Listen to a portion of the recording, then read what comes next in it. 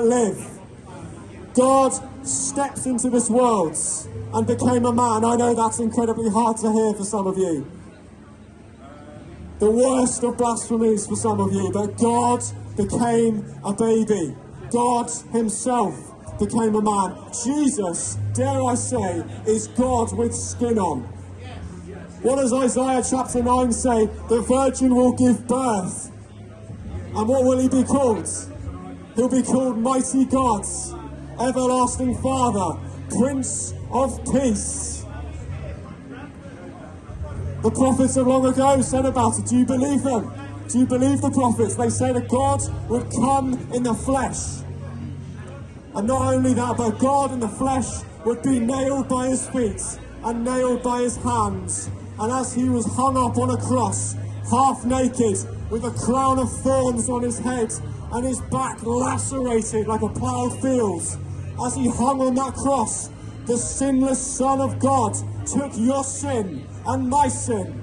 He took your shame and he took my shame. He took your guilt and he took my guilt. And he died in your place and he died in my place, taking your punishment. Taking the punishment for your sin and taking it in your place, sacrificing himself instead of you. The judgment that should have fallen on you for your sin fell on Jesus on the cross, and he died instead of you. The result of rejecting the source of life, the result of rejecting Almighty God is death. But God, Jesus died instead of you. And he took your sin, he took your shame, he took your guilt, and he took it into a grave. And he was buried in a cold, dark tomb. And he took your sin in there with him. You see, it doesn't matter which direction you point your mat. It doesn't matter how many good things you try and do. All of us have sinned and fallen short of the glory of God.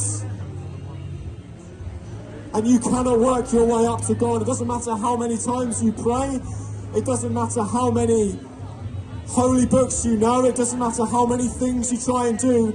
You cannot work your way to God. You are but a human being. But God, in his great love, has worked his way down to us.